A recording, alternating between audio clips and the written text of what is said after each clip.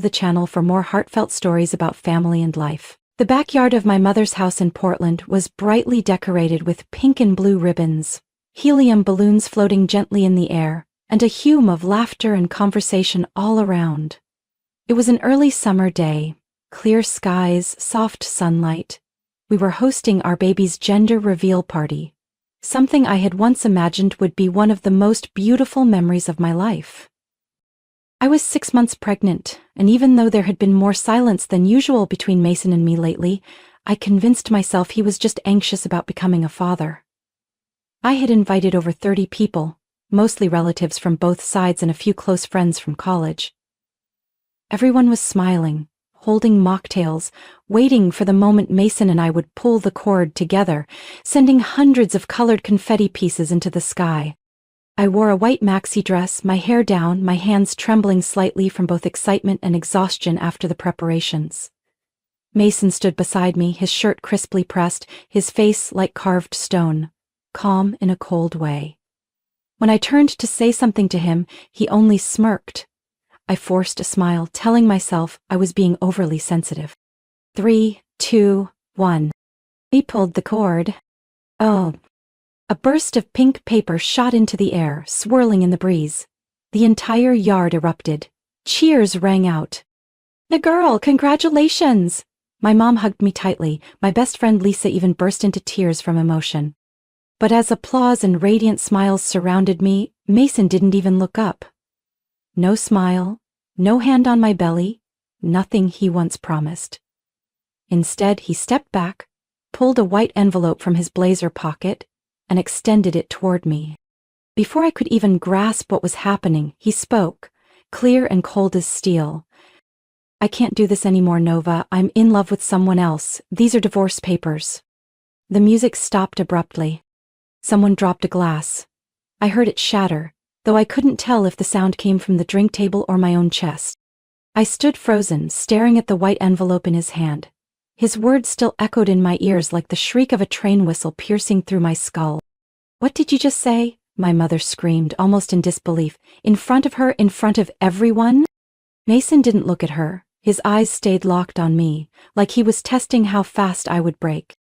Around me, jaws dropped. My friends looked stunned. My elderly neighbor covered her mouth. Lisa stepped forward, her voice shaky with fury. "Mason, are you out of your mind? This is your baby's gender reveal." "Exactly," he shrugged. "I thought this was the right time. She deserves the truth. I can't fake this anymore." As he spoke, I felt like I was hearing a stranger.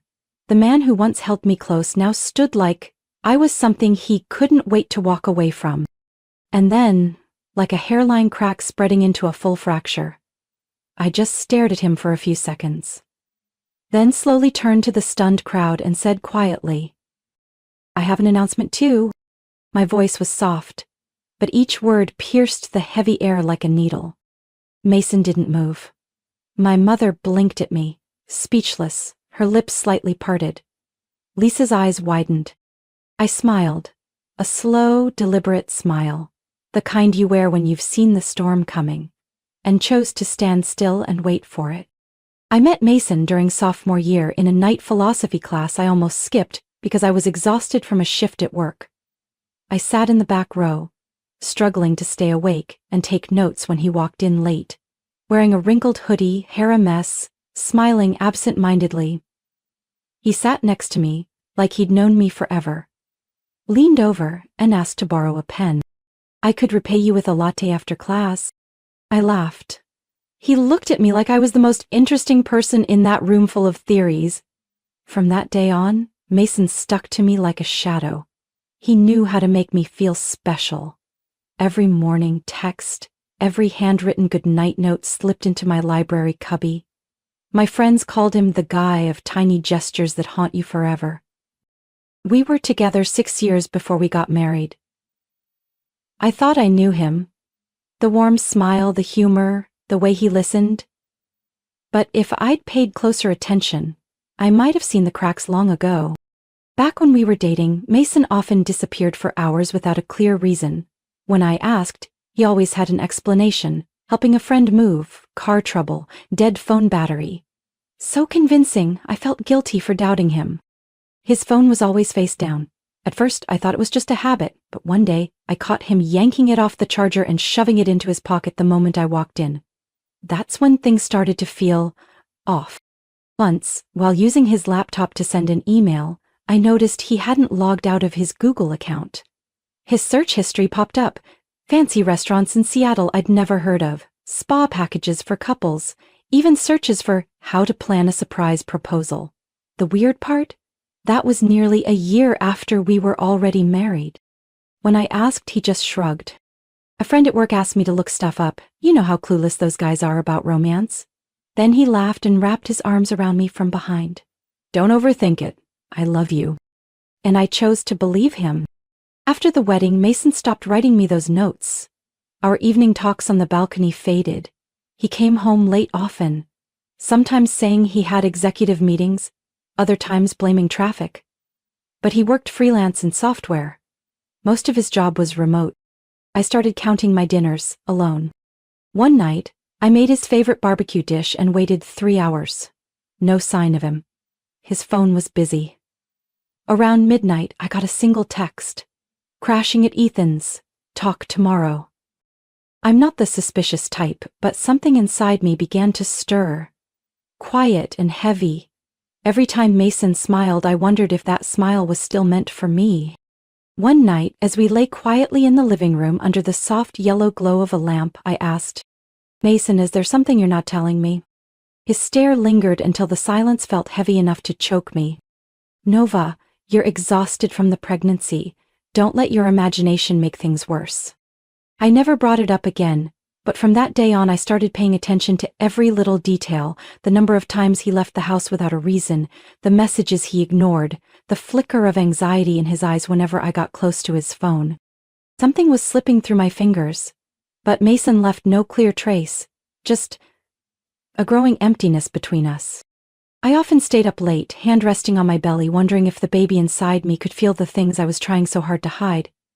I didn't want my child to grow up in cold silence, but I also didn't want to end a family over a vague feeling. Until the day I found a handkerchief in Mason's jacket pocket, embroidered with the initials HR. It wasn't mine, and it wasn't anyone I knew. The perfume wasn't mine either. It didn't belong in our home. I knew then, whatever time Mason and I had left, it wasn't much. I just didn't know when or how he'd shatter it all. Since discovering the handkerchief with HR stitched into it, I began living in 2 parallel worlds. One version of me was the gentle Nova, carrying our baby girl. The other was silent, observant, quietly tracking every thread Mason tried to hide. I stopped asking questions or trying to pull him back, because I finally understood. The more I searched for truth from the mouth of a practiced liar, the more invisible wounds I would collect. But silence didn't mean surrender. I was simply stepping back to see things clearly. The last time I tried confronting Mason was during the 26th week of my pregnancy. That night he came home late, reeking of alcohol, and didn't even ask if I'd eaten or how I was feeling. I sat at the edge of our bed, the soft lamp casting light on my round belly. Mason, I said, my voice eerily calm, are you cheating on me? He paused, just long enough to make me hope for honesty, then laughed. A laugh without the slightest hint of guilt. Nova, you should write mystery novels. That's a great question. Then he walked away. Didn't even glance back at me. I sat there for a long time. The answer was so clear, no confirmation was needed. The next morning, I called the one person I knew wouldn't judge me. Ivy. My best friend from high school. The one who stood by me at my wedding. The one who once joked she'd tear the city apart if Mason ever made me cry. Nova, enough, Ivy said after I told her everything. You can't just wait for him to confess. You need to know the truth. You need to protect yourself. I was quiet for a while, then said, I don't know where to start. I have a guy, Ivy replied quickly. Private investigator. My sister used him during her divorce. His name's Caleb. Discreet. I hesitated. It takes a lot of courage to trust a stranger, but it was even scarier to keep living in the dark. 3 days later, I met Caleb at a small cafe on the east side of Portland. He looked to be in his early 40s, calm demeanor. After I explained the situation, he asked me one thing. "Are you ready to see things you don't want to see?" I clenched my hands and nodded. I've already faced the fear of betrayal, now I just fear not having enough proof to protect my daughter. We exchanged some information. Mason's work schedule, places he frequented, the name of the architecture firm he claimed to be collaborating with. I even gave him screenshots of our credit card statements I'd quietly taken from the bank website. "Act normal," Caleb instructed. "Live like you know nothing, I'll take care of the rest." In the days that followed, I learned to play the role of the sweet, trusting wife. I cooked, smiled, asked the right questions at the right moments, and pretended to believe every word Mason said. But inside, I was counting hours. I lived on Caleb's brief updates. Each message, another quiet cut. 10:43 p.m., Mason just entered Avalon Hotel. No company meeting scheduled. 8:20 p.m., spotted Mason dining with a brunette at Moonrise Restaurant, very affectionate. 9:05 p.m., Mason just bought a piece of jewelry from the same store where he once bought your wedding gift. I wanted to scream every time I read those, but instead I gripped my phone until my knuckles turned white. Some nights I'd wake up at 3 a.m., bolt upright in bed, feeling like I was living someone else's life. Mason still came home, still played the part of a charming husband, but now, every word he spoke became new evidence. I memorized every fake smile, every recycled excuse. It took me nearly a week to sit still after receiving the photo from Caleb. A shot of Mason and the woman leaving the Avalon Hotel. She wore sunglasses, soft waves in her hair, walking with confidence as if nothing needed to be hidden. But what sent a chill down my spine wasn't her stride. It was her necklace, a white gold chain with a blue topaz pendant. I'd seen it before. In a gift box hidden in Mason's desk drawer a month ago. When I asked, he said he'd ordered it from Europe as a gift for a demanding female client. An executive about to sign a big deal. Client, huh? I laughed through tears. I texted Caleb. "I need more. Audio recordings, any conversation. I need this to hold up legally." He replied with just one line. "I'm on it. Start preparing your part." My part? I knew exactly what that meant. The next day I met with a lawyer, a woman named Marlene Keller in her 50s, someone Ivy had mentioned before. Her office was on the 3rd floor of a small building in Fremont. She listened to my story with a steady, non-judgmental gaze. When I brought up the baby, she nodded slowly. "You want to secure the assets or full custody?" she asked. "Both," I replied. "Good," Marlene said with a faint smile. "Then we'll go slow and steady. Leave no gaps." It took me nearly 3 hours that day to sign all the necessary documents, the draft divorce papers, the petition to transfer ownership of the house into my name, and the contingency order to freeze our accounts if financial fraud from Mason was detected. Every signature pushed him further out of my life. And I didn't hesitate. I also asked Miss Keller to secretly open a savings account in my daughter's name, with only me and the baby listed on it, no third-party access.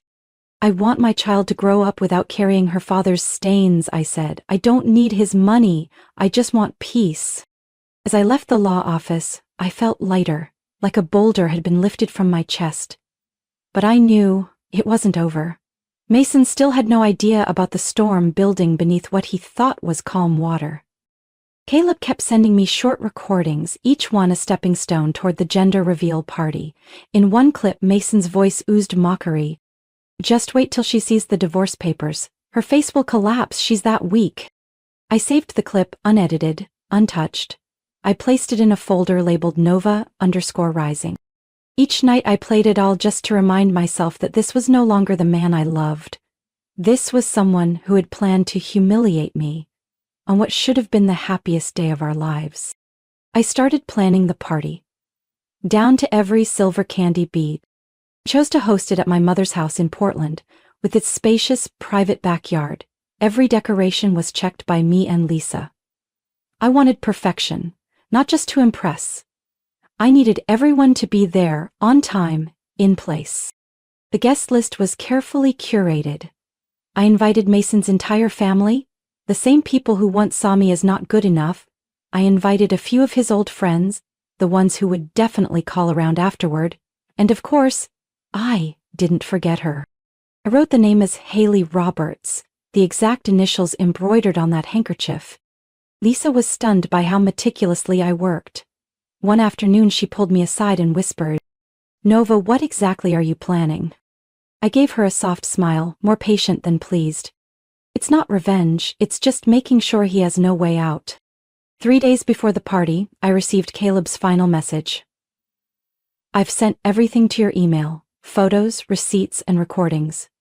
Enough for you to end it all." That night I sat alone in the nursery, surrounded by folded baby clothes. My hand rested on my belly. The baby kicked softly, like an answer. "We're almost there," I whispered. "I promise. You won't grow up in a house built on lies." And I knew the upcoming party would be the final chapter. That afternoon, my mother's garden looked like a summer postcard. Pink and blue flags shimmered in the sunlight. The 3-tier cake was frosted in soft pastels, and at the center of the lawn stood a large white wooden box. The one holding the gender reveal balloon. People laughed, took photos, clinked glasses. Everyone believed today would be a beautiful memory for Mason and me. And they were right. Just not the way they expected. Mason wore a charcoal button-down, his tie knotted just loosely enough to appear like a busy husband who still cared about a family event. He walked around shaking hands, smiling politely, wrapping his arm around me from behind when the photographer raised his camera. But his eyes didn't meet mine. They looked just over my shoulder, as if checking to see who was watching. As for me, I kept smiling, still played the role of the gentle, glowing wife awaiting her baby girl. Lisa leaned in and whispered just as everyone began to gather around the box. "You sure? It's time." Mason stepped beside me, his arm draped around my shoulder as if everything were normal. He leaned in, voice low but sharp enough for me to hear. "You ready? I think it's time we wrap up this little performance." The look in my eyes, if he had paid attention, should have told him everything. But Mason never really saw me, only what he thought he controlled. The host began the countdown. 3, 2, 1. Mason and I pulled the cord. The balloon burst. A shower of pink paper rained down like fireworks. The garden erupted in cheers. "It's a girl!" Applause rang out. My mother wiped a tear. Aunts and uncles smiled warmly. Lisa gently squeezed my shoulder. But I didn't take my eyes off Mason. When Mason handed me the envelope with the divorce papers, I simply smiled. A smile that made his face go stiff. "Thank you," I said softly. Then I pulled a thick folder from my dress pocket, neatly sealed in a plastic sleeve. I held it up, speaking loud enough for everyone to hear. For the past several months, my husband, Mason Taylor, has been having an affair. And not with a stranger. He paused. "It's with Haley Roberts." My mother's eyes widened. Mason's closest friends covered their mouths. And across the yard, Haley, in a deep red dress, standing near the dessert table, froze like someone had slapped her. I walked to the laptop Lisa had set up, already connected to the big screen hanging from the tree frame. I opened a folder labeled Truth. Mason rushed toward me. "Nova, what are you doing?" "Just giving you what you planned for me," I said, eyes fixed on the screen. The first photo appeared, Mason holding Haley's hand, entering the Avalon Hotel. Next, the two of them sitting close in a cafe, laughing. Then the hotel booking receipts, the jewelry receipt, and finally, audio clips, short but clear. "Nova has no idea. After the party I'll give her the papers, everything will be done." The crowd was silent. I heard nothing but my own heartbeat. I turned back and pulled a divorce paper from the folder. "This is the divorce I signed 3 weeks ago. My lawyer is ready. The house, the accounts, the cars, they're all in my name." Mason went pale. "You can't." "I can, and I already did." I paused, pulling out one last envelope. My gaze softened as I held it. Final thing." I stepped closer to him and spoke slowly. "The baby I'm carrying is not yours." Gasps rippled through the garden. Mason staggered back, barely able to stand. "What? Nova? Who?" I looked toward the corner of the garden where a quiet man stood. Lucas Grant. My childhood friend who had silently supported me through it all. He's the one who stayed when you disappeared, the one who sees my worth, and the only one who's never lied to me. I placed the DNA test results in Mason's hand, then whispered, "You wanted to humiliate me in front of everyone, Mason? Well, congratulations, you just did it. To yourself." Mason said nothing as I laid the results in his palm. His eyes were lost, his face frozen in terror. The man who once thought he controlled everything now stood hollow, unraveling. No one stood with him. My mother turned away, speechless. Lisa crossed her arms, her face twisted in disgust. Mason's family stood paralyzed, then slowly left the garden. One by one, without a backward glance. As for Haley, she stood stunned, her eyes darting nervously as her father, Mr. Richard Roberts, walked up to her, his gaze more serious than I had ever seen. "My granddaughter will not grow up around someone like you," he said, each word firm though quiet. "From this day on, don't step into my home again." Haley burst into tears, tried to say something, but he had already turned his back. By the time I left the party, she had vanished, as if disappearing into the air, along with the dignity she had just lost. In the days that followed, Mason tried to reach me. Texts, emails, even flowers sent to my mother's house. He wrote, "I was wrong. I didn't realize how far this had gone. I want another chance." I let the silence speak for me. He wasn't reaching out from remorse, only fear. Fear of losing everything. The video from the party went viral soon after. No one knew who uploaded it, but within 3 days it had over 400,000 views. Some called me cruel, others called me brave. But for me, the only thing that mattered was that I was no longer blind. The company Mason worked for initially stayed silent, but once the press picked up the story, they issued a formal statement terminating him for serious ethical misconduct affecting the organization's image. He lost his job, lost his friends, and had no one left standing beside him. I gave birth to my daughter on a lightly rainy November morning in a quiet room at Providence Medical Center. My mother sat in the corner gripping my hand. Lucas stayed by my side, his gentle gaze steady through all 10 hours of labor. When the nurse placed the baby in my arms, I whispered, "Welcome to the world, Ilara." That name I had chosen long ago. It means light from the stars. And she was exactly that. A light shining through days when I once saw no future. Lucas held Ilara gently, his voice unsteady. "I never thought I'd cry over a baby." What I felt for him wasn't urgency or romance. It was steady, warm gratitude for everything he'd carried beside me. He didn't replace anyone. He never tried to take Mason's place. He simply stayed. Installing the crib, mixing formula, folding baby blankets, driving me to postpartum checkups. And more than anything, he stayed when I said nothing. No love confession, no promises, but each day, Lucas's presence gave me peace. I returned to my freelance marketing work 4 months later. My mother watched Ilara whenever I had meetings or urgent deadlines. We moved into a small apartment in North Portland, near the park filled with maple trees I used to love as a child. I planted a patch of lavender by the porch. Every morning I'd carry Ilara outside and tell her about simple things. The smell of fresh soil after rain, the sound of wind brushing through the fence. I didn't need more than that. Mason called only once, after everything. I was rocking Ilara to sleep when the phone rang. His name lit up the screen. I stared at it for a moment, then set the phone down. I used to be the woman he thought was weak. The pawn he could move around in his little game of deception. But I wasn't that woman anymore. I didn't need his explanation, and I certainly didn't need his permission for my silence. There are wounds that don't need to scream to reach the core. Nova chose to observe in silence, to prepare, and then to rise, calmly, like a mother, and clear-eyed, like a woman who had been betrayed to her bones. Her story reminds us that the deepest revenge doesn't come from rage. It comes from reclaiming ourselves, rebuilding our lives, and walking forward in peace, once the person who hurt us no longer belongs in the world we've created.